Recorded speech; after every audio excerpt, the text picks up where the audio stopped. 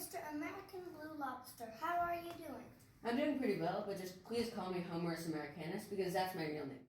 Good to know. My name is Merritt. You're the first candidate for this job, but there are a few more, including a black widow spider and a damselfly. Alright, so tell me about yourself. And I don't mean to focus on the color of your skin, but why are you so blue? No. I'm blue because of a genetic mutation that only 1 in 2 million American lobsters have. Alright, so I'm a crustacean. That means that I'm an invertebrate. I have an exoskeleton, jointed appendages, and segmented bodies. 21 segments to be exact. I have 6 in my head, 8 in my thorax, and 7 in my abdomen. I also have some appendages, like my compound eyes, my antennules and antennae, my 10 legs, and my swimmerettes. Okay.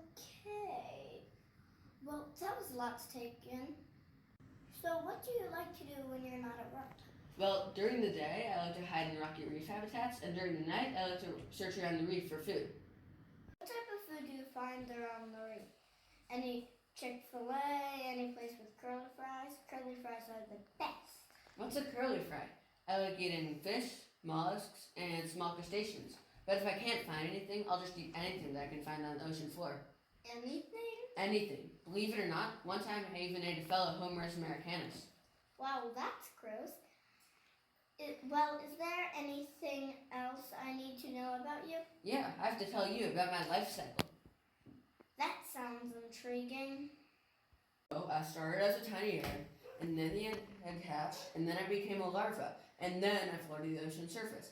After that, I molted a few times, and each time I became more and more and more and more and more, like an adult lobster. At that point, I floated back down to the ocean floor. Then I started eating bigger organisms and I grew. Because I was growing, I had to shed my shell. Then I had to hide for a few weeks because my soft shell made me an easy target for predators. After all that, I was 5 to 8 years old and ready for mating. So I reproduced sexually. Right after the female molted, we mated. My spermatophores, sperm packets, went into the female's seminal receptacle, a reproductive organ that stores the spermatophores for fertilization via pleopods. Before the mating, there was courtship, and I had to fight for the female.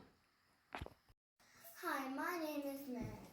Your LinkedIn profile said that your name was Mr. Black Widow Spider, but would you prefer for me to call you by your scientific name? Yeah. And that would be... Oh, sorry. Latrodectus mactans. Okay, so let's just start out with you telling me some adjectives that you would use to describe yourself. Okay, I would say invertebrate, arthropod, and arachnid. I don't think that those are adjectives, and what does that even mean? Well, an invertebrate is an animal without a backbone, and an arthropod is an invertebrate with an exoskeleton, jointed appendages, and segmented bodies. And an arachnid is an arthropod that has no antennae, wings, or claws, has 8 appendages, and has a fused head and thorax. Okay, now can you say some adjectives to describe yourself? Oh, yeah, sorry. I would say 1.5 inches in length, a diameter of about 0.25 inches, and a weight of 0.035 ounces. Those also aren't adjectives. Those are measurements. Let's try this one last time. What are some adjectives that you would use to describe yourself? Oh, adjectives. Alright, well, I would say carnivorous, venomous, solitary, violent, and cannibalistic. Thank you. Now... Reproduction. What? Reproduction. That's how organisms reproduce. Yeah, I know what reproduction is, but why is that relevant? Because I want to talk to you about how black widow spiders reproduce. Please don't. Mating for black widow spiders happens during spring or early summer. Sometimes the female eats the male after mating. Did that happen to you? No, you're done. Anyway, if the female eats the male, it will get nutrients from the male for egg fertilization. The eggs are kept in an egg sac, and a female can produce several egg sacs during the mating season. The sacs are protected by the female until they hatch. Please stop. Now I have to tell you about my life cycle. Don't. So I started out in an egg. That egg was in some dark crevices between stones. Then the egg hatched, and I went through a few molting stages called instars. After that, I started spinning my own web and found a place to hide for the winter. Finally, when spring came, I developed into an adult. Okay, I think that this interview is over. The last thing I need to know is your address. Okay. I live in dark, dry spaces, so I live in the firewood in your basement. That's messed up. Hey, don't say anything else about me or I'll bite you. That's right, I'm venomous. Aren't bites from a Latrodactylus mactans not actually that dangerous? They are very dangerous. It's one of my defense mechanisms. The venom can be fatal to small children and the elderly. Are you calling me old? No, I'm saying that I have two segments, the cephalothorax and the abdomen. I also have some appendages, like my 8 legs, my pedipalps, my compound eyes, and my silk-producing spinnerets. All right, well, thanks for coming. I'll get back to you. Thank you.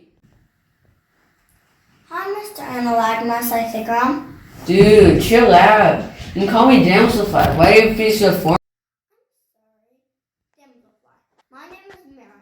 You're the last interview for the job. So is there anything that you would like to talk about? Arthropods, reproduction, defense mechanisms, growth and development, habitat, body structure? What? No, I'm going to talk about office rules, work environment, and leadership opportunities. Really? No, definitely not. So an arthropod is an invertebrate that has Jointed appendages, segmented bodies, and the exoskeleton. Yeah, I know. well, do you know what an insect is? No. What's an insect? An insect is an arthropod with a head, a thorax, and an abdomen, 2 pairs of wings, 6 legs, and a pair of antennae. Now are you going to talk about reproduction? Yep. Reproduction for damselflies can be preceded by courtship from the male. To mate, the damselflies get in a wheel position and then fly together like that. Then the female lays her egg in the plant tissue. Great. There are 3 stages in the damselfly's life cycle. The first is the egg.